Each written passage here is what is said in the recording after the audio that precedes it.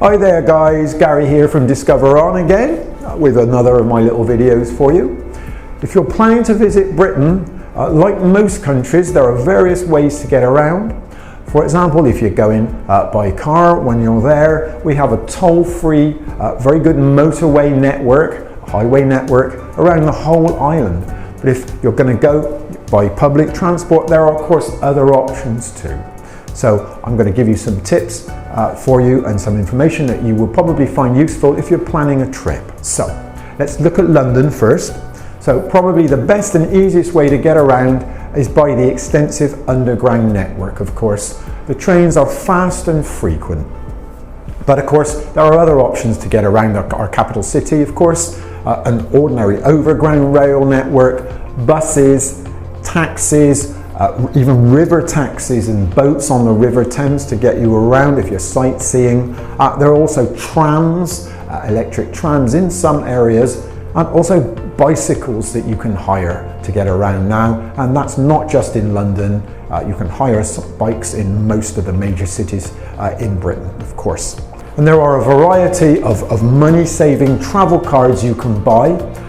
And some are exclusively for overseas visitors. So if you are planning a trip to Britain, make sure you get those cards when you arrive to save yourself some money. And some of them, of course, will also give you a reduced price admission to tourist attractions. Now remember though, if you're planning to drive into central London, you will have to pay something called the Congestion Charge.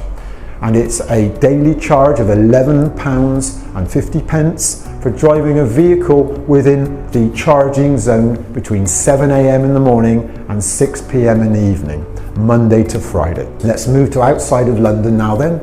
For getting around, your first decision of course is going to be whether you hire a car and drive or take public transport. Having a car makes the best use of your time and helps reach remote places, but rental and fuel costs in Britain can be expensive. So if you are on a budget, public transport is probably going to be the better choice for you. As long as you have the time, using a mix of train, bus, taxi, walking, or even hiring a bicycle can get you almost anywhere in England without having to drive, so you don't actually need a car. If you choose to drive though, please remember to drive on the left-hand side. Distances in road signs are measured in miles and not kilometers. Motorways, our main highways, are marked with blue signs and a letter M followed by the number of the motorway. A roads are main routes marked with green road signs, and there's also what we call B roads, which are secondary roads, but probably very, very useful for getting around. To park your car, you might need to pay at a meter, so make sure you keep a supply of coins handy. Some cities have what we call park and ride schemes. And this is where you can take a bus from an outside of the main city car park. So you drive to the outskirts of the city, park your car in a car park there, and a bus will take you into the centre. I've used this many times in different cities in the UK. It's very, very useful and a lot less stressful to do it that way. Other towns have parking schemes where you can buy a card at the tourist office, just to make it easy.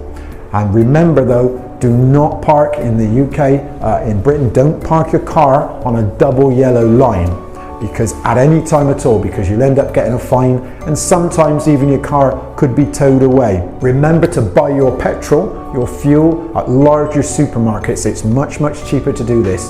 Motorway service stations and country rural petrol stations tend to be more expensive, so look out for petrol in large supermarkets. The main public transport options are two, I guess: train and a long distance bus, which in English, in the UK and Britain, we call a coach.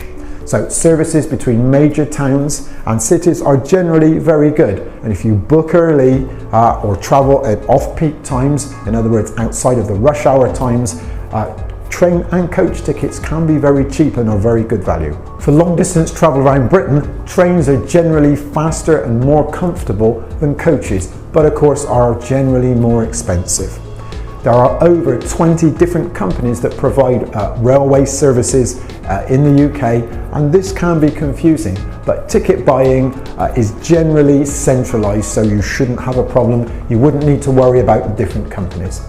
rail cards and passes, discount cards, this kind of thing are accepted by all of the train operators as well, so that's okay, shouldn't be a problem. There are generally two classes of rail travel, first and standard, but please bear in mind that first class train tickets cost 50% more than standard class. The largest coach operator is a company called National Express, and they offer travel to about 1,200 destinations in Britain. And there's another company, a private company called Megabus, you may have heard of them, and they offer tickets to destinations all over Britain for only £1 plus a 50 pence booking fee. Very, very cheap. A fun way to experience Britain, particularly for tourists, is by taking a coach tour. And this will take you to a variety of destinations. They can last, for example, a few hours or even 2 weeks. And they take you around everywhere around the country, stopping, of course, at lots and lots of places. And it's a lot of fun. There are very good local bus networks in all of the UK towns and cities, designed to run all year round, although some services are designed to serve schools and businesses and so may not run in off-peak times. In tourist areas though, particularly in the national parks, there are frequent services from the holiday period, which in the UK would be from Easter to September.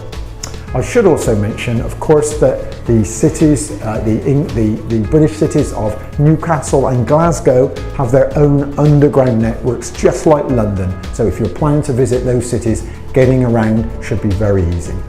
One last thing I just wanted to add was that, of course, if you wanted to fly around Britain, around the UK even, you can do that as well, of course, if you choose to. Anyway, guys, thanks for watching. I'll see you again soon. Bye for now.